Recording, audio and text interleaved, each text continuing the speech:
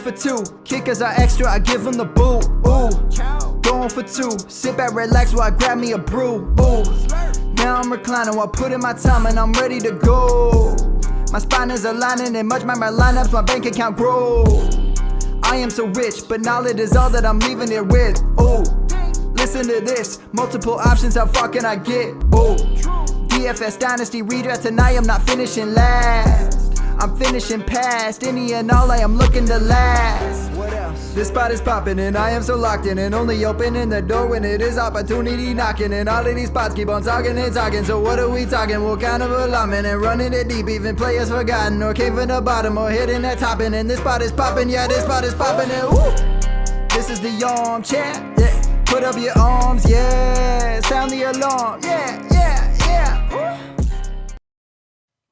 What is going on, guys, and welcome to episode 301 of the Armchair Fantasy Show. I'm your host, of course, Jeff Lambert. Follow me on Twitter at JeffLambert77. Of course, we are live every Wednesday and Friday night on the Going for Two Live Podcast Network right here on Facebook Live, Twitter, YouTube, and Twitch. Syndicated in all major podcast networks. If you are currently watching us on Twitter and you want to comment on the show, you must go find us on YouTube at youtube.com/GoingForTwoLive. Your comments on Twitter. I'm here with both my co-hosts this week. One of last week, he was under the weather. Gerson, G, what's up, man? How you doing this week? I'm doing much better than last week, that's for sure. Sorry I didn't make it last week. It was pretty bad. To be honest, I wasn't going to make it on the Sunday show, but I felt like I didn't make. I don't know if you guys saw on the Sunday show, but I almost puked on the show too. I kind of hit it, but it wasn't good. I'm not gonna lie to you guys. I really didn't do much, but I felt like I don't know, like you guys remember back in the 2000 when the NyQuil mix was a big thing? Yeah, the juice. Yeah, that's what I felt like I was all weekend, man. NyQuil, bed, drink water, rest up. I mean, I didn't watch any football. I missed the Utah game. I'm a big Utah fan. I missed the Pac-12 game. I missed all the Sunday games. I didn't watch any Sunday game. I put 150 rosters in a mini max and that was it. I didn't want to bet very heavy. I was just like, I'm just gonna do, because if I'm gonna tell you I play my plays, I'm at least gonna put 50 entrants in the mini max, and yeah, I did okay. So it was all right. Good stuff. Tim, man, how are you? Man, I'm back. I'm coming off probably my best week of the season. A lot of my picks hit last week, and I had them all in the right lineup for once. So even with a few GPPs not hitting, I still made a few X my buy-in. So very happy. Want to keep it rolling this week. Good stuff. I think it was 2 weeks ago that you and Gerson did bad. I did well. This week, you did really great, and I unfortunately did not. I had probably my worst week. My dumbass decided to fade Garrett Wilson, and that did not work out for me very well. So, all right, let's go ahead and get into the rewind. The weekly rewind. Rewind. All right, Gerson, do you have one good, one bad? I mean, you got something written in there, but it's not a player's name. Did you? Yeah, my one good was my red. My one bad was my flu, fever, whatever the fuck I had. I mean, had. Yeah, whatever. He literally wrote in there whatever the fuck I had, so he had to say it because it's part of the script. It's in there. It's official. Tim, what'd you have for your one good, one bad? Yeah, so I put my one good as Samaje Perine, but it's really the one good was Sunday morning adjustments. We always talk about tuning into the Sunday show because so much can change by Sunday morning. By Sunday morning, Perine with Mixon out was an absolute stone cold lock. Putting him into my cash lineups kind of let everything else fit, and that's what let me have a really good week. My one bad was George Kittle. Obviously, he was my lock of the week last week, but I moved off of that once Debo was considered healthy, and thankfully I did because Jimmy G, of course, got hurt, and I think he ended up with 4 fantasy points, so not great. Not great. So my one good was our beer bet that we had last week. I had home golf versus Tim's Mike White. Mike White actually did pretty well as well for the price that you can get him at, but golf edged him out by 2 points. My one bad was also my lock of the week, Dameon Pierce. I thought he would be good against the Cleveland Browns, who were basically just bleeding points to running backs over the last couple of weeks. Unfortunately, that did not go as planned. So Dameon Pierce is my one bad. All right, let's get into the slate. Let's talk quarterbacks. All right, before we get going, I am drinking Modelo tonight in honor of Gerson being back on the show. So there you go. Good stuff. Good stuff. And then I don't know if Gerson, if I told you or not, but Tim dropped an F-bomb in your name last week. I did. I surely did. That was for you, Juice. So, like I said, last Sunday I barely got up, but I did listen to you guys' podcast while I was building my roster. And I was just laughing the whole time. It was a good one, guys. I really appreciate it. I mean, trust me, it was bad. It was bad.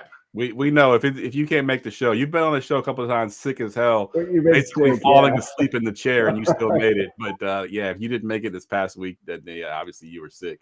We'll go ahead and let you lead it off here, Gerson. Who you want to talk about here in your elite quarterbacks? I think this week is very interesting because you're either going to pay up or pay down. There's a really good pay down spot, but if I'm paying up this week, I'm going to go to the guy that I think is a little bit under-owned.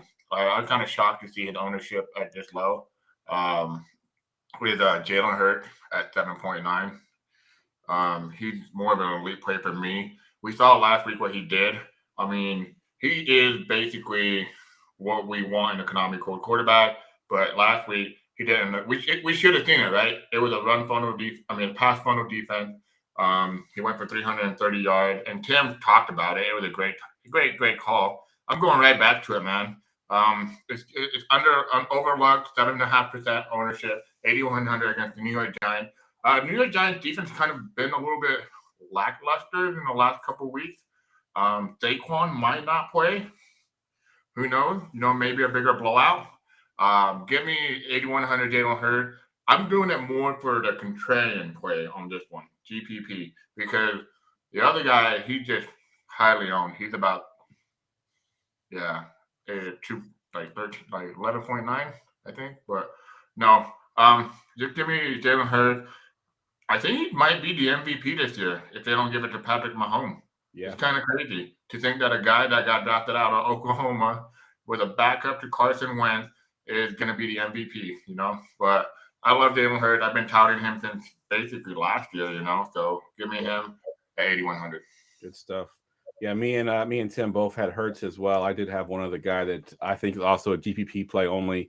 Patrick Mahomes. Obviously, you could play him pretty much any week. I do think this week you get him a little bit lower ownership because it is a tough matchup versus Denver, 8K. But obviously, we know Patrick Mahomes is matchup proof. You get a little bit of a discount off of Hurts and Josh Allen. So I do like Mahomes this week as a little bit lower ownership. I think he's like at 4 or 5% last I checked. So that's a pretty good ownership for Patrick Mahomes. You do have one more guy. Tim only had Hurts as his elite guy, but you had one more guy there you want to talk about, Gerson. Go ahead and talk about Allen. Yeah, Josh Allen's the other guy I was talking about. He's a little bit higher owned. He's almost coming in at 10.1%. I was kind of shocked that he was this highly owned. But then I started thinking about it. I mean, the New York Jets have actually gotten a lot better on offense over the last 2 weeks thanks to Mr. Mike White. If they can keep pace with the Buffalo Bills, we could see Josh Allen being that, Josh Allen, the Stallion. I mean, I don't know if you guys know this, but if you go back and look at the last 7 games or the last 6 games that Davis Mills and both Josh Allen had played, they have very identical stats. Kind of sad to say because one of them, is actually considered the best quarterback in the league. The other one is, he sucks. Yeah. But I think in this game environment, I hope they keep pace. I couldn't believe the ownership. I was like, all right, cool. If the field's going to play him, I might just fade him. But I'm only saying this because he's viable, against the New York Jets. And the Jets defense is it's decent, Salah had made them very respectable. But the offense, they've been clinching. So if this game shoots out, I wouldn't be shocked, like 28-27 or something like that. Yeah. It'd be great. Yeah, good stuff. All right, we'll move down into the mid-tier, Tim. We'll let you kick this one off here. Give us one of your mid-tier quarterbacks. Yeah, I'm going back to Joe Burrow. Gerson talked about it a second ago. My stack of the week last week was Jalen Hurts with A.J. Brown, and this week it's Joe Burrow. We'll talk about it, reason why. But everybody thinks you run the ball on Cleveland, right? Which you do, but they actually give up a good number of yards through the air as well, and they give up almost 25 points a game. So you see games in which Jamar Chase plays. Joe Burrow is averaging over 24 DraftKings points. So at 7,000, if you think about 3x value, he's going to give you more than 3x. So last week, he was pretty much the consensus cash game quarterback. This week, I think people are going to be paying down a little bit. So I'm going right back to Joe Burrow. Good stuff. Yeah, I love Joe Burrow this week as well. I had him on my list. Gerson, who do you have there in the mid-tier? So I'm going to talk about Kirk Cousins. Kirk Cousins, I mean, this game is the game I'm going to target the most. You're going to hear me talk about a lot of Vikings and Lions player this week. So you might as well just tune in for just that, But the Vikings throw the ball, ranking fourth in pass rate when trailing and second in pass rate when leading. So either way, they're throwing the ball a crap load. And this matchup, I mean, the Vikings are a road underdog. That's kind of shocking to me. I thought they'd be favored, but they're getting Christian Darrisaw back too, so it should help Cousins a lot more. So I'm going to target this game quite a bit. It has an over/under of 50.5, I believe. I know they went down. It went down a point, but I'm not sure if it's still there. But I'm gonna have Kirk Cousins. I think Cousins to me, it sucks because I hate playing quarterbacks that don't have rushing upside. Cousins has no rushing upside. I mean, we're looking at Jalen Hurts, Josh Allen, even Joe Burrow can rush more for yards. It's kind of crazy. And then we have Kirk Cousins, the Mr. Shane boy, But yeah, I love Kirk Cousins in this game. 6,100. That's my mid-range play. I love the Joe Burrow play the most though. That's definitely gonna be a guy I might have a lot of exposure to. But yeah. Yeah, you surprised me there too. You said the Vikings or the Lions were favored. I had to go check that. I was like, damn, that's legit. Yeah, I couldn't believe it either. They didn't open as a favorite either. The Vikings opened as a favorite, and all the money pushed it to Detroit being the favorite. Wow, hey, one more stat I had on Kirk Cousins. Vikings are number 2 in the league in terms of pass rate over expectation in the red zone, behind only the Chiefs. So Kirk Cousins, when he gets down into the box, man, he's passing it. They're not running it. Great stat. Great stat. Shout out to Jared. I mean, he just jinxed his own Viking. They're not going to make the Super Bowl. I mean, he said they're going to make the Super Bowl, but then all of a sudden he also said, we're going to lose to the Lions. It's just going to happen. All right, so my favorite mid-tier besides the two guys that you just talked about, I think it's the first time I may have put him on my sheet this year. I wasn't going to buy into him, but Geno Smith he's been too good all year that you can't put him there at 6.2 versus Carolina. He's at home. We know his running back situation right now with Walker likely to miss. He's got Dallas, who's also questionable. I think Homer got a full practice finally, but obviously the running backs are a little bit of a mess, so they will be passing the ball plenty in this game. His passing targets, obviously Metcalf and Lockett, I believe, are both healthy. A great matchup versus Carolina at 6.2. He's that sort of on the cusp of almost a value quarterback there at 6.2. So I love Geno this week at that price point. Let's see, who haven't we talked about yet? We got everybody. The only one I got on my list that we haven't talked about, and I'll just mention him real quick. And I don't love it. I love the running backs more in this game, but I do like Dak Prescott at 6.5. I do think that the Pollard and Zeke are both viable because Houston is just so bad against the run. I think the Cowboys, last I checked, are like 17-point favorites, so they probably don't have to pass the ball a lot. But I do think Dak early in that game will get enough points that he can be viable at 6.5. So I do like Dak a little bit. Yep. All right, let's move down into the value tier here, Tim, and go ahead and kick us off here with the values. Yeah, I'm not going to take your guy from you. I couldn't do that to you, Jeff. So I'm going to go with Tyler Huntley. When the slate first opened and we kind of got the indication that Lamar Jackson was probably not going to play, Tyler Huntley was one of the first guys that I went to. Because we know last year when Lamar was hurt, he had some great games and he had a particular connection with a certain guy that we're going to talk about here in a bit. So for $5,500, he's $100 less than the guy you're going to talk about. But I think we're talking about quarterbacks with some rushing upside. I think Tyler Huntley's got a little bit of rushing upside for $5,500. Yeah, I like that. I think I looked at his stats last year. I think he had a game where he had like 39 points or something like that. He has that upside for sure, especially with that rushing ability. And really, if you ignore the number and you just ignore that your brain says he's not playing, he kind of looks like Lamar Jackson out there. Just his rushing, the way he kind of moves around, you just think it's Lamar Jackson out there. So great call. And of course, the guy you're talking about, Home Goff, I think I've called him out pretty much every home game that he's played. Even the ones I didn't call him out, he actually had pretty decent games against Buffalo, and I think he had an okay game against Green Bay at home. But at 5.6, his price didn't go up that much. He's got a great matchup here with Minnesota. Vikings are going to score points, obviously, so they'll have to keep up with the Vikings. All his weapons are now healthy. Even Swift is now back. Came back last week and looked really good. He's got Amon-Ra St. Brown, who's going to be pretty popular play. DJ Chark looked really good last week. Even down to Jamison Williams, who got a few snaps last week. I think he'll a few more this week. So fully healthy at home versus a not a great defense at 5.6. I love Goff this week. Diet Lamar. I like that. That's what I'm gonna call him from now on. Diet Lamar. Hey, if you're playing cash games, you're either playing Burrow or Jared Goff, in my opinion. Agreed. All right, that was Goff had. Gerson had Goff as well as value tier, so we'll go ahead and jump now into the tight ends. Did somebody say tight ends? All right, I'll go to you first, Tim, because you alluded to a guy that people might be down on because of the quarterback change, but actually it's the other way around, I think. Talk about Mr. Mandrews. Yeah, it's absolutely Mark Andrews, a.k.a. Mandrews. We saw the connection he had with Tyler Huntley last year. He was basically his first read. Like, I read he was getting over 9 first read targets per game with Tyler Huntley. So that means 9 times a game he's just looking up, finding Mark Andrews and throwing him the ball. One of the guys I follow on Twitter actually won the Millie Maker last year with a Tyler Huntley and Mark Andrews stack. So he posted this week. I've been waiting all year for this to be able to play it again. He put all his money into his DK balance because he's going to max 150. But no, I just think that tight end is such a wasteland. And Travis Kelce, actually, who you're going to talk about in a minute, has a pretty tough matchup. So I think that Mark Andrews might actually have the highest ceiling on the slate. And at 6,500, I think this is a week where you're either paying up for tight end or you're paying all the way down. I mean, the mid range is okay, but I think you're either paying for Andrews or you're gonna punt. So talk about how do you separate yourself, particularly in tournaments? It's you pay up for defense and you pay up for tight end. So this week, it's sneak peek for later. It's Tyler Huntley and Mark Andrews.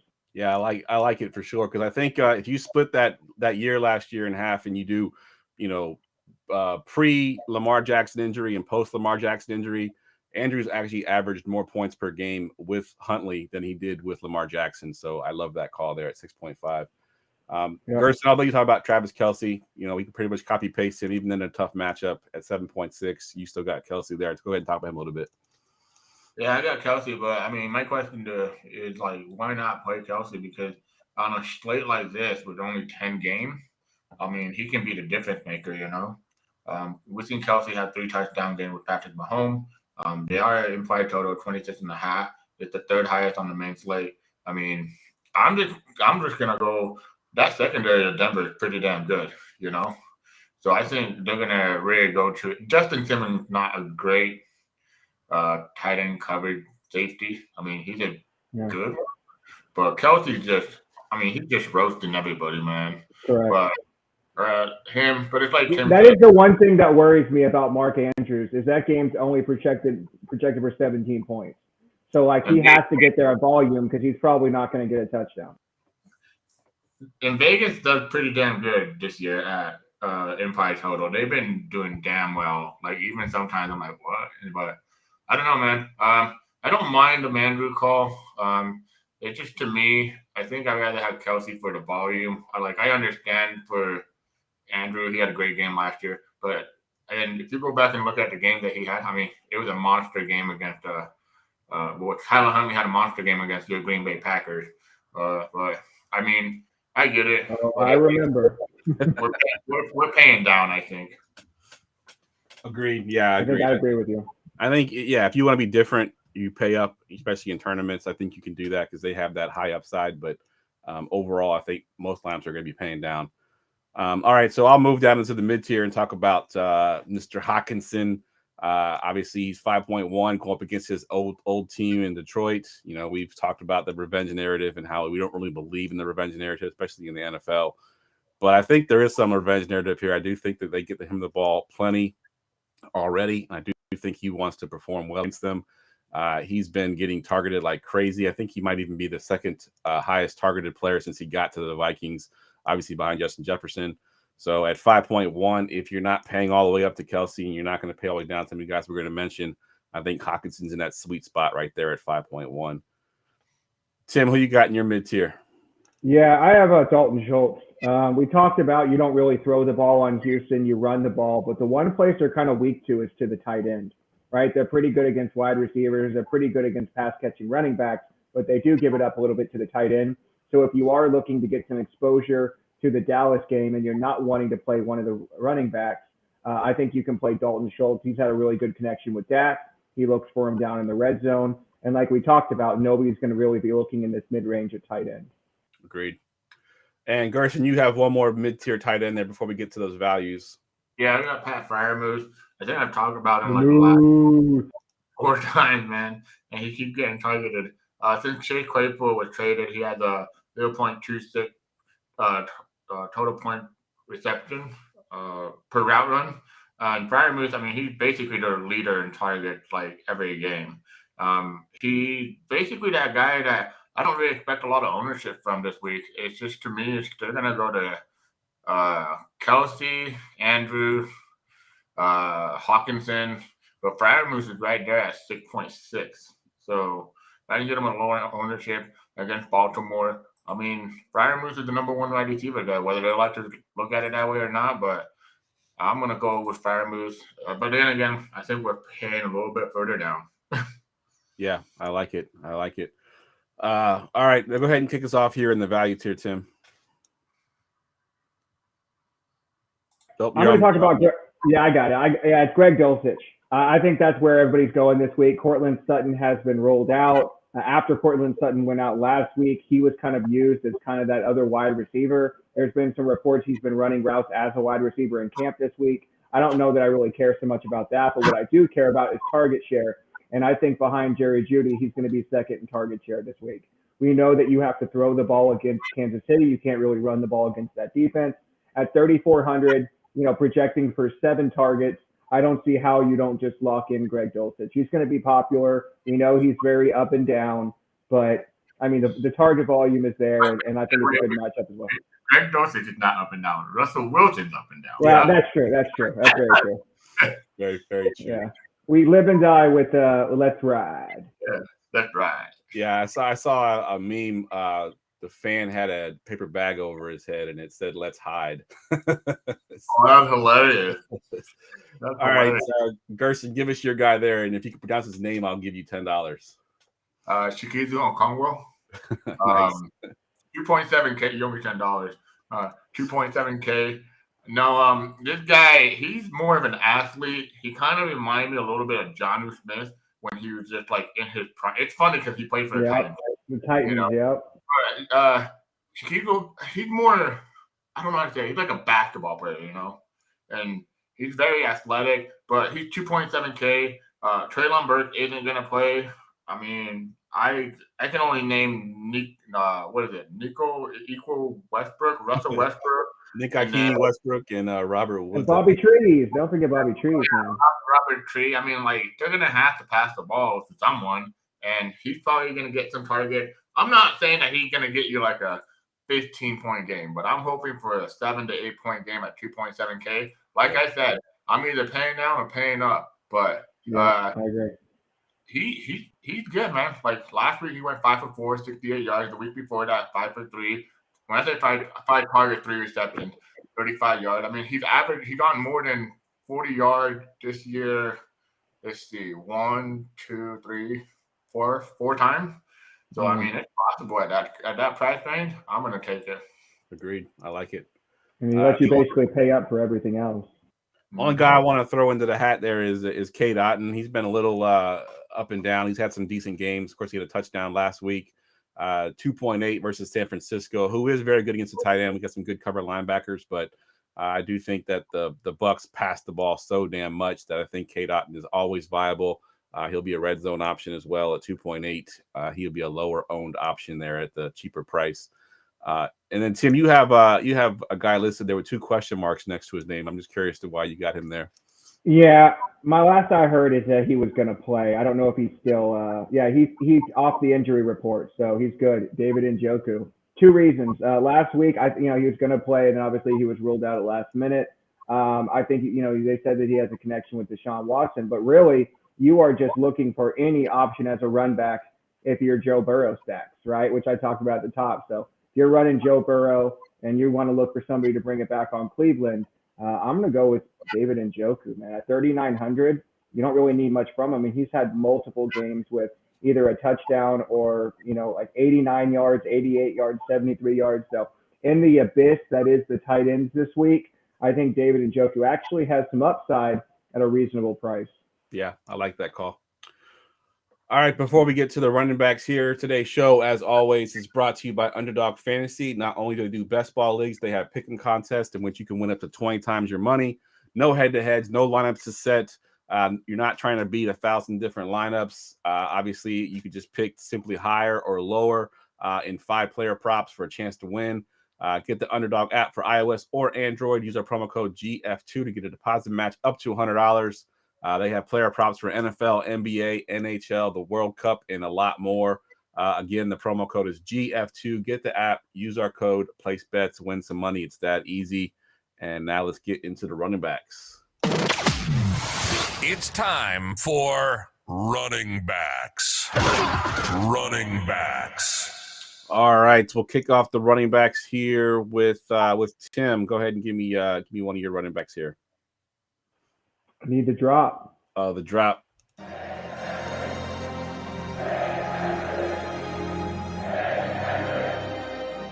I will never get sick of that drop, and I will never get sick of watching Derrick Henry run all over the Tennessee Titans. And we're running it back this week. There's been multiple times in this matchup where he's been over 8,000, and this week he's 7,900, which I think is actually pretty reasonable. And with some of the value that's opened up, I think you can afford to get there. So I think, you always want to play Derrick Henry when not everybody wants to play Derrick Henry. And I feel like that's this week, man. Gerson, you can tell me what his ownership is, but it's not.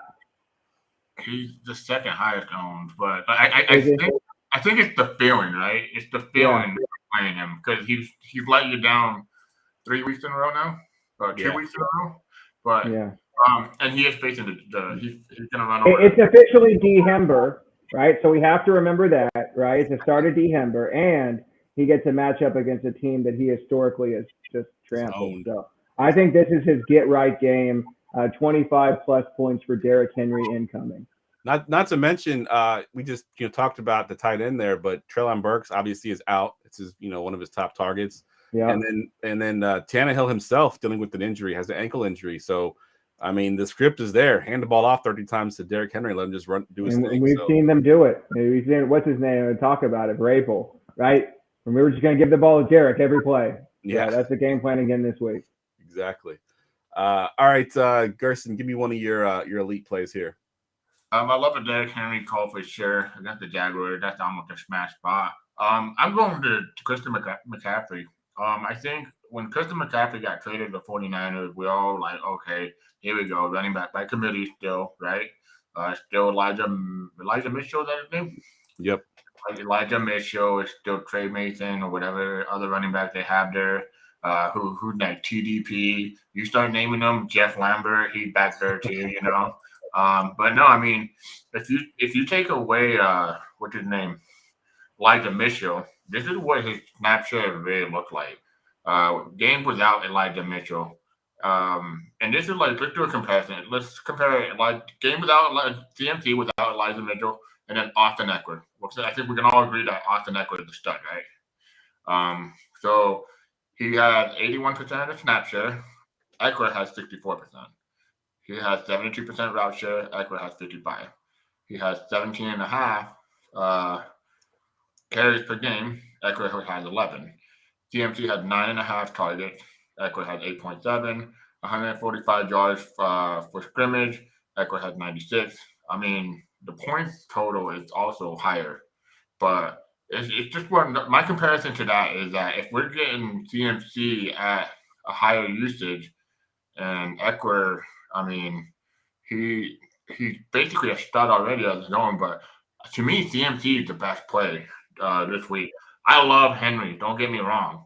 But CMC with with Brock Purdy back there and they're going to and Brock Purdy is just going to dump it off to CMC. Right. That's what I was going to say. I've always said that running back catches are a quarterback stat, right? Some quarterbacks just don't check it down, cough Zach Wilson, right, to their running backs. But Brock Purdy showed last week, if his first read was not open, he was going to Christian McCaffrey every time. So those checkdowns in PPR, Gerson's right. I mean, he doesn't even have to score to get there on volume.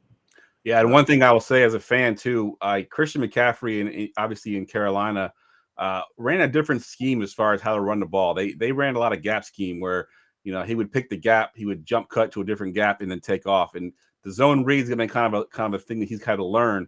And if you watch the last game, he has got it down because one of the last runs of the game there that basically sealed it. He was running to the right and he cut back, which is what the key thing is in this offense with Shanahan is the cutback lanes. And he cut back and went for like 60 yards. But yeah, definitely Christian McCaffrey is up there at 8.5. I love that call. We'll go back to you, Tim, because I don't have any more elite calls there, but you got one more guy you want to talk about. No, I want Gerson to talk me into Dalvin Cook because all week long I've seen Dalvin Cook as one of the best plays on the slate, and I just don't see it. Detroit has actually been much better against the run over the last few weeks, and his target volume has been very inconsistent. I actually have them as the third best team against the run over the last 4 weeks. Wow. So I don't know. I mean, we saw a couple weeks ago, Saquon did nothing. Was it last week? I can't think of who they played. Yeah, right. But they didn't hardly do anything. Zonovan, 3 times, right? They stopped him at that was Minnesota. But the Lions' run defense has actually been pretty decent. So yeah, everybody's going crazy for Dalvin Cook this week, and I'm sure it's just because of the total, but I don't see it. Do you want me to talk to you, or you talk yourself out of it? No, tell me. Yeah, tell me. So what am I missing? Lions ranked 24th in DVOA against the run. Could have played 75% of snap in the last 5 or 6 games. He's going to be heavily featured in the game. I think this game is going to shoot out. If I want to get a little different at running back, I wouldn't be if this game went through the running back at DeAndre Swift and Dalvin Cook both take the touchdown and totally kill this game and have leverage score. This is all about a leverage play. This is not about like a smash, great spot play. I'm getting leverage here. No, I've heard a lot of people say that he's like a cash game play. A core cash game play. No, I'm not seeing it. Yeah, I'm not seeing it. Running just has him as the 5th highest owned running back, so he's not like he's not owned. He's at 60% on there. Oh well, then that's the thing. Like me, I'm thinking leverage.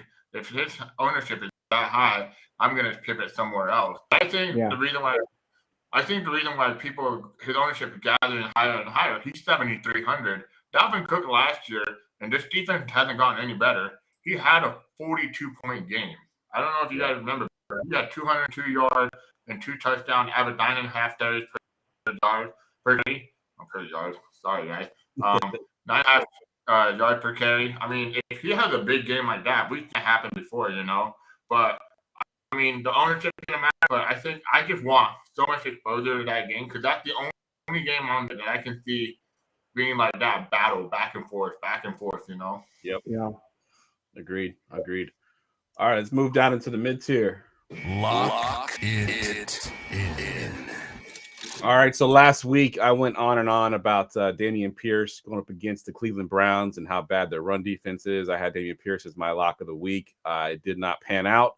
But I'm going to go back to the well again with Joe Mixon going up against the Cleveland Browns. The Browns defense has not gotten any better. I think the Bengals are a much better team, obviously, than the Houston Texans are. Mixon was a full participant in practice on Friday. He is a full go. I do think Samaje Perine gets some work. He's played too well to not get some touches in there, but I do think Mixon gets the bulk of the work against this bad team, and he's sub 7K. I love Mixon this week, so he is my lock of the week. Gerson, we'll go to you. Give me one of your mid-tiers. Oh, I love that call. Definitely my top mid. That's my top mid-tier play, I would say. Excuse me. Pollard, man. I get it. Like Zeke is like the running back or whatever. He's healthy, this and that. But I think Tony Pollard is that Mr. Touchdown, Mr. 80-yard, break it off. Yep. I think Zeke is the pound and ground guy. And Tony Pollard, he can also get you PPR points, reception. So he has a ceiling all the way around.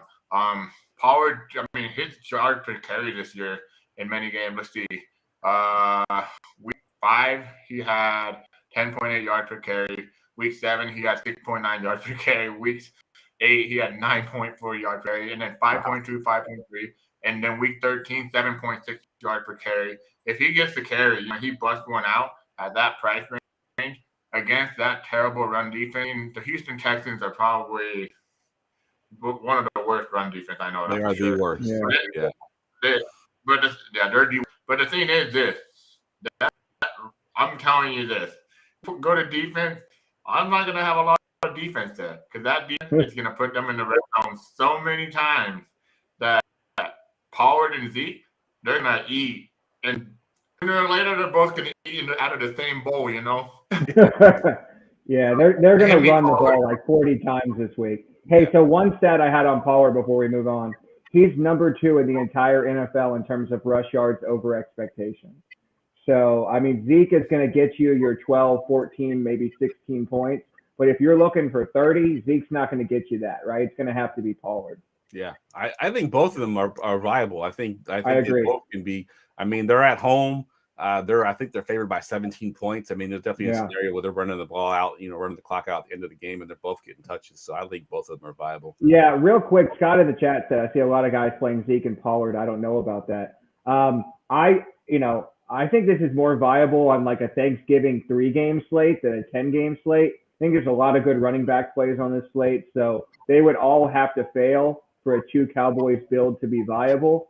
So I'm gonna say pick your poison. Agreed. Right? Pick one or the other and hope they go off because the likelihood they both go off is very, very small. Agreed. Fake ass Cowboy fan.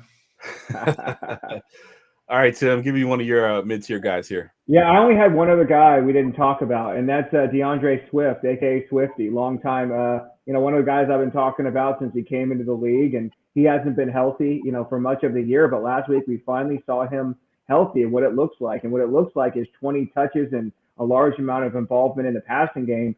And we know Vikings are bottom 5 in terms of receiving against running backs. Right. So, I mean, we talk about this is going to be the highest paced game of the week. This is going to be the big matchup. Everybody's going to be going to the wide receivers. And, Swifty's going to be popular, right? Again, he's top 5 in terms of ownership this week, but for good reason. I think he's underpriced for his current role. He got another full week of practice in. So I think we could see another 17 to 20 touch game. And at 5,800, that's just too damn cheap. Yeah, I like it. Gerson, you have a guy on your sheet that I looked at and I dismissed and didn't put him on my sheet. So I'm curious what you like about Travis Etienne. So Travis Etienne, I thought you were going to go to value. I was totally prepping for that. Hold on, let me pull it up. Oh, sorry. Yeah. So Travis Etienne to me, I'm doing it more because his ownership. I was shocked at his ownership. He's only 8% owned. I bet him way more. I know Tennessee is a pretty stout run defense, but to me, Travis Etienne can also get the reception. He's still getting workload, But the thing is, like the last 3 weeks, the offense has been really different. Like last week, Trevor Lawrence was hurt a couple for 2 quarters, I think. But I didn't watch football. I just listened to podcasts, and that's what he said. Okay, so I might be wrong, or they may be wrong, but I know he was hurt. But I think for me, it's 6,400 for a guy that can have that one. What do you call it? What do you call it, Jeff? The long touchdown. Take it to the house. Yeah, take it to the house touchdown ceiling. But I'm taking Madden 1-play touchdown. Holy shit! But no, Travis Etienne at 6,400. I think out of those three, that mid-tier play, if I want to get different, I'm going to go decided about it. But they're going to have to find a way to beat the Tennessee Titans. This could be a very ugly game. I can see this game, I don't know, 9 to 12 game, I mean, I don't see it because Henry's probably going to get 21 points alone by himself, But they are 2 of the slowest paced teams. I saw that when I was looking up pace today. They are 2 of the slower, Bill's okay, but Tennessee is one of the slowest in the league. So like you said, there's a real good chance that this game ends up 14 to 17 or something like that, Yeah. All right, we'll move down into the value tier here, and I'll talk about my guy, Rachaad White, up against my 49ers at 5.5. Obviously, we got a great defense, and we're really good against the run, but we also give up the 5th most targets to running backs. White, obviously, is a pass-catching running back at 5.5 versus San Francisco. I've already talked about the Bucs. They pass the ball more than anybody else in the league. When they got guys like Bosa and those guys, rushing Tom Brady, he's going to check it down quite often to Rachaad White. So he could get there just on volume alone. He probably won't put up huge numbers, but if he can catch, 5, 6, 7 passes at 5.5, you'll live with that. So I like Rachaad White there at 5.5. Tim, we'll go to you. Give me one of your values. Yeah, I'm really surprised that neither one of you guys have this because I thought that this was an absolute smash play. This guy is 6th in the league in terms of rush yards over expectation, and he's playing the 24th ranked DVOA defense, and that's Deonta Foreman. This guy's been like mini Henry this year, right? Getting 25 plus touches a game, but absolutely y'all clowned me when I said that the first time. You can't steal it now. I did, but I mean, there's still no target volume, right? Like I said it at the time, and I talked about it that one night that he was playing on. I think it was a Thursday night, and I told some guy, I was like, I don't care if Chuba Hubbard's back or whoever, he's still going to get 15 plus touches, work near the goal line and absolutely no target volume. Yep. So, I mean, obviously at 5,400, you don't need a whole lot from him. He's playing against Seattle, who I mentioned is terrible against the run. That's going to be their game plan in this game, right? It's just going to be, run the ball and play defense and try and keep Geno in check. So I think Foreman is a great value at 5,400, and I'm going to have a lot of exposure to him this week. And honestly, I think the reason I didn't have him in there is because the last I had heard, he wasn't practicing, but I just checked and he practiced. So I think he's definitely in play now. Yeah, he got into full practice, so he's good to go. Yep. So he's not on good work either. So good stuff. Gerson, what you got for and he's coming off a bye too, and I always like to play guys coming off a bye. Agreed. Gerson, what you got for your value? Last week on the Sunday show, I said play Bam Knight. Yeah. I mean, I love Bam Knight. I hate that they call him Bam because I think that's stupid. I like Zanovan or whatever his real name is. I just call him Zoe Knight. Zoe Knight? Yeah, that sounds way more badass than Bam. But, I mean, he killed it last week. I mean, he met value. That's what you wanted, for that price range. It allowed you to pay up everywhere. And his price range hasn't gone very much. And I'm going to tell you this. I don't know. I know this is a DFS podcast, but if you have Donovan or Bam Knight, he has a great playoff schedule. So we're going to be talking about this guy quite a bit the rest of the season. I don't know how long we're running into Jeff this year, but we're going to be talking about him. But last 2 weeks, he's averaging 4.9 yards per carry and 6 yards per carry. They're going to run the ball. They're not going to change their identity. This is who they've been all year. And he got in over 15 carries. He got 5 receptions last week. That's 20 touches. I mean, that's pretty damn good for a guy that's 5.1K. But I'm going to talk about the same game. On the other side is Mr. James Cook. I was shocked to see that he was 4.6K. I don't know if it's with the Monday night pricing or something or what. When did they play? Was it Monday night? Thursday night? I don't even know when they played, though. No, they played on – yeah, they played during Sunday. It was a Sunday game. But, yeah, he got a ton of touches. Okay. Then again, like I told you guys, I don't watch football on Sunday, so don't give me shit. James Cook, man, 4.6K, man. I'm shocked that his ownership is at 7%. I thought that ownership would be up like 15, 16%. 4.6K on a slate like this where you want to pay up for the wide receivers. Oop, I might have just spoiled a little bit. But not my pants, the slate, guys. Not my pants. I'm not that sick. I'm good now. But James Cook, he came on last week. I don't know where it came from. I mean, Singletary was still out there, from what I heard. Yep, he was. James Cook just got a whole lot of volume. 14 carries, 64 yards, and 6 receptions. James Cook can catch the ball pretty damn well, too. So 4.6K, those are the 2 value running backs I want. I also love, what's his name? Your call, Jeff. Rachaad White. Yeah. Jeff knows this. I'm a big Rachaad White fan. I mean, I had him like top 8 in rookie draft. And, well, it hasn't panned out yet, but it's starting to pan out now. And Leonard Fournette didn't practice. He there was like, I don't know, there was no report on it, but like he wasn't out there. He's not out there. So, but it is a tough matchup though. That's the problem. Yeah. Like I said, it's all his pass catching. I think his pass catching is what he's going to get his volume on. He's not going to be able to run the ball against our defense, but his pass catching definitely will. Screenplays, the whole nine. Yeah, I'm worried a little bit about James Cook. I'm not going to play him. I think that may have been a 1 week game plan kind of thing. So I want to see a little bit more. Tim, you got somebody that I've kind of liked since the beginning of the season. He was a late round rookie there, but talk about Pacheco. Yeah, we talked about Kansas City playing against Denver Broncos. They have a high implied point total, and Denver's pretty good against the pass. So how do you attack the Broncos with a run? And I'm not worried about Jerick McKinnon. I know he's been getting a little bit more run lately, but they've shown over the last few weeks that they are going to Isaiah Pacheco. Right? They believe in this kid. They're going to give him give him the rock. Right? Last week he had 14. The week before that he had 22. The week before that 15. So his volume has been consistent over the last few weeks.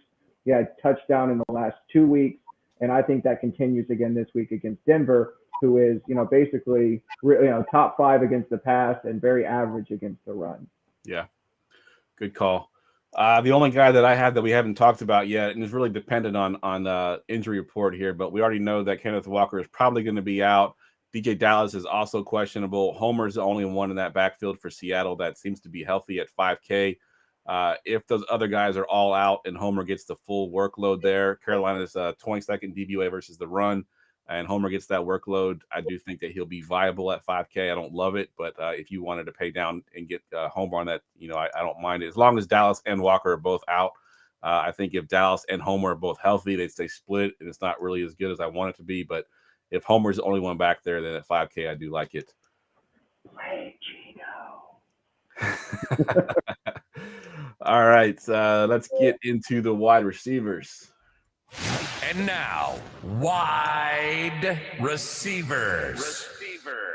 All right, Tim, we'll go to you here. Give us one of your receivers. Yeah, I know y'all want to talk about that fake-ass wide receiver 1 in Minnesota, but I'm going to talk about his former college teammate, Jamar Chase. I talked about it at the top of the show. I love Joe Burrow this week. Cleveland Browns give up a ton to the wide receiver 1s.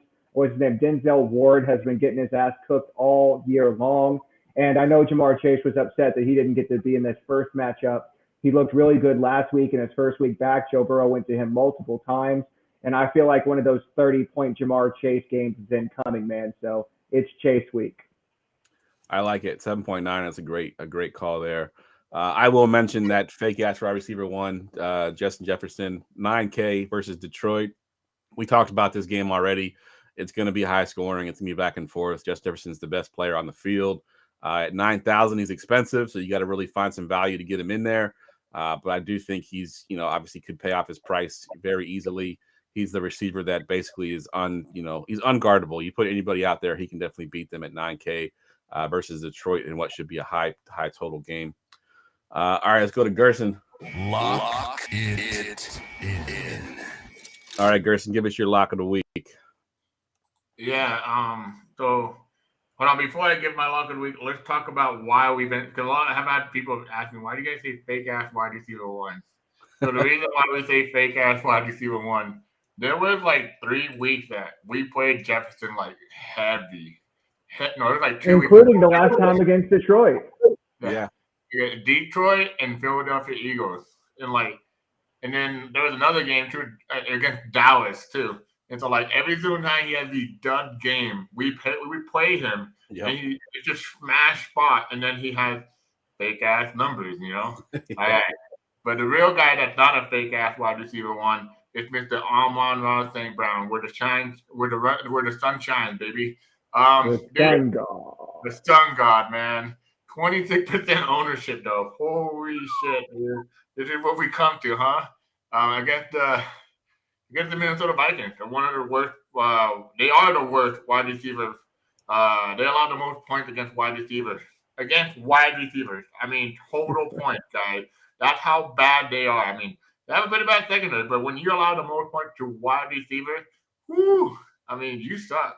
And I'm excited, dude. Like, I'm so excited. Hashtag analysis. You suck. Hey, you know what? One time on the Going for Two show, I know we're 300 episode in, but there was a time that you got a guy out here and he said Steph Curry is good.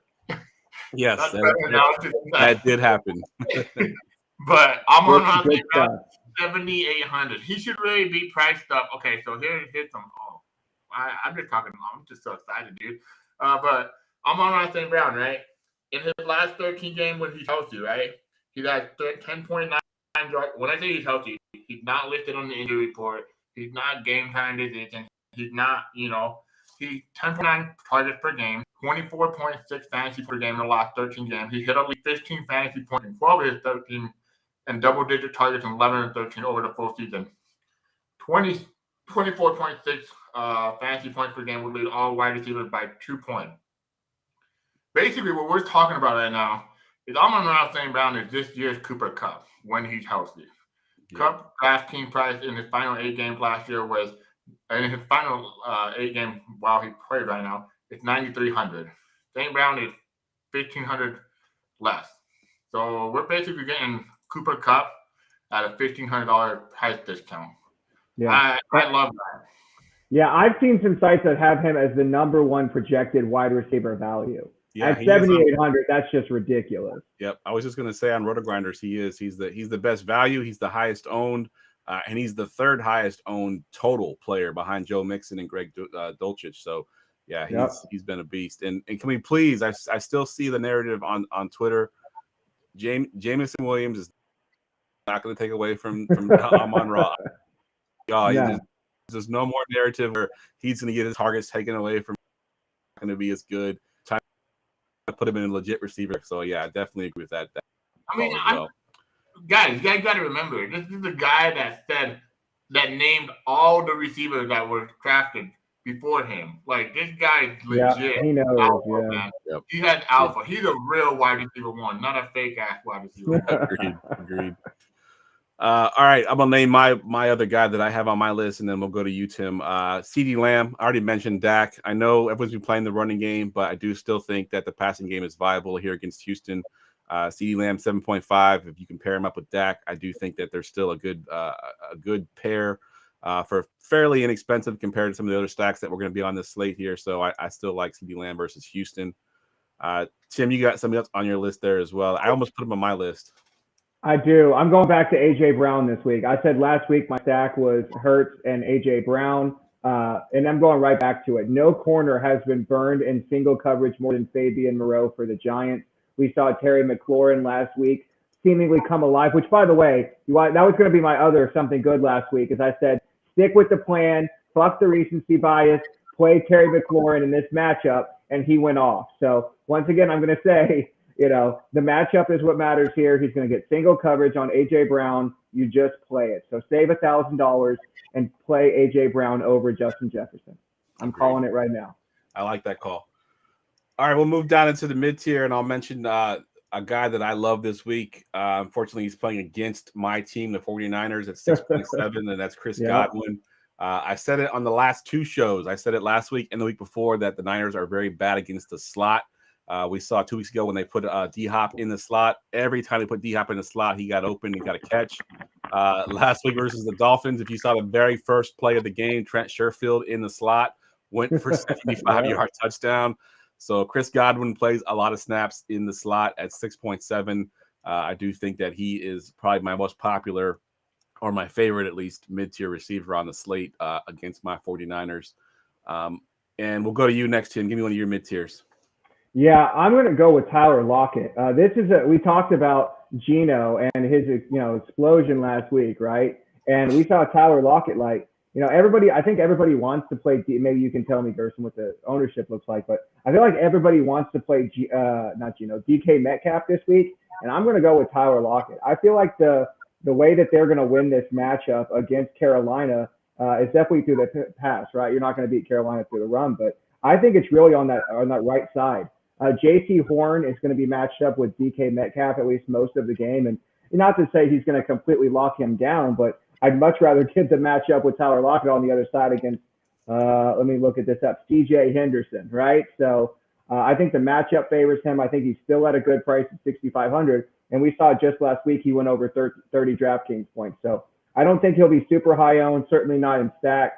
He's going to be one of my favorite secondary stacks in my lineups this week. He's coming in at 10%, but he is coming in 2% higher than DK Metcalf. He is? Okay. I think they're going to be pretty close, yeah. Yeah, it's going to be a lot closer. I mean, I love the Lockett call, though. I mean, I feel like it's kind of crazy because you think DK Metcalf is that premier alpha wide receiver because of his size, but Lockett is killing it, man. Yep, definitely. Gerson, give us one of your mid-tiers. So we're talking like, okay, so Garrett Wilson, the guy that everybody's gonna want to play. He's still too cheap, man. Still too cheap. I couldn't believe he was still 5,900. I mean, I'm in the 5K range. 5,900 against Buffalo, but I am gonna play devil advocate here. Earlier on, Jeff said, oh no, it was before the podcast. I don't know if it was during the podcast or before the show. Garrett Wilson, but Tre'Davious White is probably going to shadow him. Tre'Davious White is a really good cornerback. He just hasn't been healthy. And that's one way to really shut down a rookie wide receiver. There's not a lot of unless your name's Jamar Chase and Justin Jefferson, I can't think back of the last time besides Odell Beckham Jr. And that was like 6 years before that. Yep. That a wide receiver just smash cornerbacks that are great cornerback. So Wilson can be a great play. He is a great play, but he can also be one of those players you can probably fade on a slate to get contrarian, I'm not saying go ahead and fade him, but he has that price range. He is a great value. He is projected at 16.9 points for me right now, and he is 14% ownership. But again, I'm just going to play devil advocate. Be careful, We've seen guys that are very highly owned at wide receiver and they bust because they have a great cornerback. I hate cornerback wide receiver matchup, but when I hear they're going to shadow this guy, that worried me a little bit. Yeah. Agreed. All right, we're running a little long, so I'm just going to mention the last couple of guys we have here in the mid-tier. Christian Kirk, I have on my list at 6.6. I also have Debo. I think with the rookie quarterback, they're going to use Debo a little bit more in the backfield. DJ Moore, me and Gerson both had DJ Moore at 5.5 with Darnold. He's got Jerry Jeudy at 5.4. Obviously, no Sutton. And Devonta Smith. Real quick, I know, Tim, you want to talk about him a little bit. Just mention him real quick at 6.3. Yeah, like I said, I just really like the Hurts matchup this week. New York Giants play a lot of man, but mainly since Dallas Goedert's been going out, he's been playing a lot more of those short underneath routes. So I think it's a good matchup for him as well. And I think he'll go lower owned than A.J. Brown. All right, let's fly through some of these values here. We'll go to you first, Gerson, since you only got two there. Go ahead and mention both the guys you have there in the value tier real quick. Sorry, I just realized I didn't put my stack of the week. So value, just Adam Thielen again. I'm going back to that game, 4.9K, and then Jerry Jeudy, no Sutton. Jeudy in the 6 healthy game that he played, holy crap, 6 games of snaps, 60%. He averages 7.5 targets, 70 yards per game, and 14.5 fantasy points per game. He exceeded receiving yards in each of those 6 games. So great value for Jerry Jeudy. He's probably going to be heavily owned too, but when it comes Sunday, so those are my 2 value plays. All right, I like it. Tim, pick one of your values real quick. Yeah, real quick, we haven't talked about the Houston situation. Both Brandon Cooks and Nico Collins were rolled out, so they're going to be rolling out Philip Dorsett and Chris Moore. I'm going to go with Chris Moore at 3,400. I think he's got a little bit more of a big play upside, but I mean, really with one of these guys, you're just punting and hoping they give you 10 points, right? So I think it'll be pretty popular because the value is a little bit harder to come by this week. Hold on, Gerson. The only other guy is I'm going to run it back. Last week, I had DJ Chark as my sit call of the week, so I'm going back to DJ Chark again this week. I like it. Go ahead, G. You got something you wanted to say? So, Jeff, you know how you owe me $10? Yep. Can you put those $10 toward Dan the B League music, please? On All right. please. All right. I'm on it. $10 to I got you, Dan. I know you want the music. Don't worry, bro. I got you. $10 coming your way. The only reason I haven't got Dan music yet is because Dan is not very technical savvy, and if I give him music, I don't know if he'd be able to figure out how to play it. So Oh, but He just be hitting the button and nothing will be happening. I give Dan a hard time. Dan is one of my writers, and for the longest time, for the first, 2 or 3 years, he was one of my writers. I had to talk to him through email. Like, that's how it was pretty. I love energy, though. Yeah. He's so energy, dude. Yeah, Dan's awesome. If you hadn't checked the show out, guys, check his show out. It comes on before us on Friday nights. He does pick'ems for Underdog. So if you played on Underdog, definitely check out the B League before us. All right, a couple of my guys. Tim already mentioned Philip Dorsett, 3K minimum price there. You can play him. I also like Gallup versus Houston, who came on last week with 2 touchdowns. My favorite value that's sort of on that cusp there is Pickens after his week last week where he was sort of pouting a little bit. I do think that they kind of go back to him. Squeaky wheel. He's definitely the squeaky wheel this week. Squeaky wheel for sure. So at 5K, I do like Pickens a lot this week. And one guy we didn't mention, Zay Jones, obviously. Yeah, I was going to say he's questionable, but I think he should play. Assuming he plays, I think he's a great value at 4,700. Agreed. All right, let's get down to the defenses. Defense. All right, Tim, give us the defenses this week. Lock it in. So you already know it's the Cowboys defense. It was already the Cowboys defense even before Brandon Cooks and Nico Collins were ruled out. I don't care that Davis Mills is coming in back and Kyle Allen's going back to the bench. This is going to be an absolute slaughter. It's 16, I think, is the Vegas over-under right now. That's not enough. I think the Cowboys could easily cover that. It's 17.5, right? I mean, that just tells you everything you need to know. They should be the number 1 priced defense. They're number 1 priced on FanDuel, and now they're 3rd priced on DK. So I think this week you have the value. You could pay up for the Dallas Cowboys defense. I've seen a couple of projection sites that have them for like 14 points, which for a defense is absolutely insane.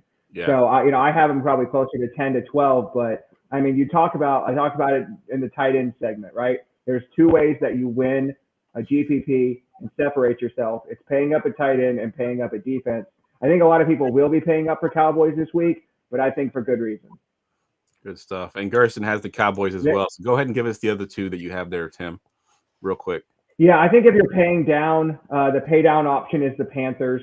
And as we talked about with Russell Wilson, right, he's been really bad, right? It's just really, and we saw last week the Panthers actually played well against Lamar Jackson before he got hurt, and then after Tyler Huntley came in. So I mean, they can slow it down, they can get some turnovers.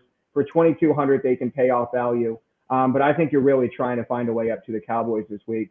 Though I will say, we talked about it during running back. Saquon Barkley may not play this week. If Saquon doesn't play, I think the Eagles defense is kind of sneaky because I think the Giants will be unable to move the ball. Daniel Jones is going to have to throw it. And if he's going to drop back 40 times and you tell me they're going to come in at half or less of the ownership of the Cowboys, I'm going to smash the Eagles this week too. I like it. I'll mention my team. Originally, I had Tampa Bay versus my team as my defense. I do think they're still viable because we're going up against Brock Purdy, who's obviously Mr. Irrelevant. So that's still viable. But I do like my team versus Tampa Bay on the other side as well. I was waiting to see if Bosa was going to be healthy. Bosa seems like he will play. So obviously, you can get tons of sacks on Tom Brady, who does not move in that pocket. And obviously on that back end there, we got a pretty good secondary as well. We can get turnovers. So I do like my Niners there at 3.2 as a good option. All right, let's get into our stacks. Going4two.com's weekly stack report. All right, Tim, we'll go to you for your stack here first. I gave this one away earlier. It's Tyler Huntley to Mark Andrews, and I'm running it back with your boy George Pickens. Squeaky wheel narrative.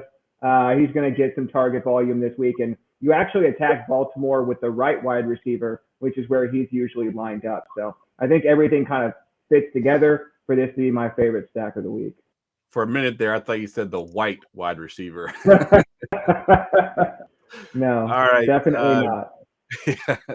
Gerson, what you got for your stack? I mean, I didn't have it until like 20 minutes, like 2 minutes ago. I know. And so it was basically back, but I'm gonna go to. We've been talking about Joe Burrow. Tim been talking about Joe Burrow, but I don't think Joe Burrow. This was the one I was gonna pick. Yeah. There's gonna be Joe Burrow, T. Higgins, Jamar Chase, and if Amari Cooper is out, Donovan Jones. So that's my stack. I think the other thing where you can get different with the Joe Burrow stack. We didn't talk about him at tight end, but Wilcox, the tight end, if he starts, he's 2,700. He's really cheap. Yeah. So you can do Chase and him, and then back with Amari Cooper or DPJ and be able to fill out a pretty good roster. Yeah. I like it. So don't forget about Njoku either. I love that as a run back. Yeah, good call. Good call. My stack is probably pretty chalky. I think it'll be pretty popular. Goff. With the Sun God, Hawkinson, and then bringing it back with JJ. It's an expensive stack, so you're gonna have to get creative there. Probably play one of those Houston receivers to get sort of cheap. Obviously maybe even punt your defense and maybe even punt tight end too, so you can get some good players in there. But it is possible with that stack there, and I think that has some good upside. Agreed. Let's get to our sick call. And now the sick call of the week. All right. What I missed?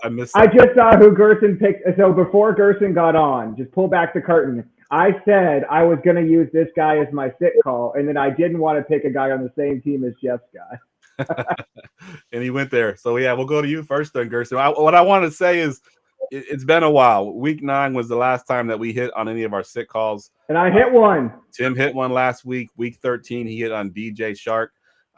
It's been rough with the sick calls. It usually is. It's just a fun segment that we do. We don't expect to play a lot of these guys. It's just a fun segment that we like to keep track of. But we'll go ahead and get into Gerson's sick call here. So early on, I said I want to play devil advocate, right, with Garrett Wilson. I don't know what the opposite of devil advocate is, but I'm gonna play Halo Boy. Here we go. Elijah Moore, man, 3,700, man. I was curious, like, okay, Tre'Davious White just on Garrett Wilson. I'm playing devil advocate, right? So now I'm going back to Elijah Moore. Moore, I mean, he hasn't been that guy that we expected him to be, right, Jeff? Like you and I, we had him in a lot of dynasty leagues. I mean, he had week 8 through 12, he's logged in at 37% snap rate, but Moore has played in 68% of snap last week. He saw 6 targets out of the slot. This week, the Buffalo Bills are horrible against the slot. They rank 4th most in PPR points per game against slot wide receivers. And if there's a good slot wide receiver like Elijah take advantage of that, I think he can, man. I think he can have a big game. 3.7 carry, hell of a leverage play against Garrett Wilson. Yeah. I mean, I'm not usually don't like this segment, and Jeff knows this, but I'm feeling very good about this week, man. Like, I think this could work out. I mean, leverage play, 3.7K, sick called week. I mean, last week, maybe I still have the bug, You don't know. Yeah, I like it. All right, Tim, give us your sick call. Yeah, I felt pretty sick when I wrote this guy down, let me tell you, because a few weeks ago we were on this show talking about don't play this guy. Whatever you do, don't play this guy. And now I'm talking about him as a sick call, and that's Richie James. I'm Rick James. I'm Rick James, bitch. Yeah, that's exactly right. There we talked about the wide receiver core and the Giants. It's just absolutely terrible. But when this guy plays, he actually puts up points. And as we talked about, the one way you can attack Philadelphia Eagles is through the slot, right? They have really good outside wide receivers, but they're bad in the slot, particularly if Saquon doesn't play. This guy could realistically see 8 to 10 targets at $3,600. So, yeah, it's going to be garbage time, but garbage time points count just the same. Richie James is going to get you there this week. Absolutely. So Tim kind of alluded that me and Gerson's guy was on the same team. I went the route of Corey Davis at 4.2. Fully healthy, came back last week and had 10 targets. Yep. We know that the Bills will score points, so they're going to have to, pass the ball a little bit. And Davis, I was high on him in his rookie season. I took him in Dynasty, and I've been hanging on to him. His breakout's never coming. He'll never be the alpha receiver, but he's just been a good, solid receiver for most of his career. So I do think he continues that sort of chemistry here with Mike White at 4.2. You're not breaking the bank for him, so I'll take Corey Davis to Gerson and Elijah Didn't his Moore. breakout happen last year? What's that? Didn't his breakout happen last year? Wasn't he like a top 24 wide receiver last year or something? That was like that? 2 years ago, I think, with the 2 years Titans. It wasn't the breakout we wanted though. I took him in the first round, like pick 4 or 5 overall. It wasn't the guy that we wanted him to be. He's solid, but he's not the guy that we thought he was going to be in his early. He's Jeff Lambert at a turkey bowl, okay, guys? Oh, there you go. I don't even know if he's that. All right, fellas, that wraps up the podcast. It's good to have Gerson back. I'm going to go ahead and go around the room here. Give us your Twitter handle. We'll go to you first, Gerson. First off, I want to thank Tim and Jeff for carrying the show last week. Second off, I want to thank everybody that reached out to me. No, I didn't leave the show or anything like that. I was just sick. It was bad. It was very bad. But I'm back. We're good to go. I'll see you guys on the Sunday show with Jamie, Benny, and Zach. I did show up on last week. It wasn't pretty though, but I showed up 50% of the week. Okay, guys. But you can catch me at Fantasy GDFS. The season is coming a little bit to an end, but I'm letting you guys know right now. This show is going to be awesome. As long as I'm on the same team with Jeff and Tim, will be great. No, just kidding. Jeff is picking the team. I don't know. But yeah, and then the DFS Roundtable on Facebook. Hit us up on there. Tim, your article every week, man. It's like my little lunch break, man. Study hall. Yeah, that's what I was going to say. Definitely get in a DFS Roundtable. Check out my weekly thread. I call it Study Hall. It's where I go all around the internet and find the best charts and graphs and bring them all together for you so that you don't have to do the work. You can also find me on Twitter at KetoDFS. Good stuff. And it took Gerson 14 weeks, but he got his co-hosts on Sunday, all their names without stuttering over any of them. Oh, he was ready to go. I love it. As Gerson alluded to, we have our end of the year holiday show. 2 Wednesdays from now, right? Yeah, it's from now.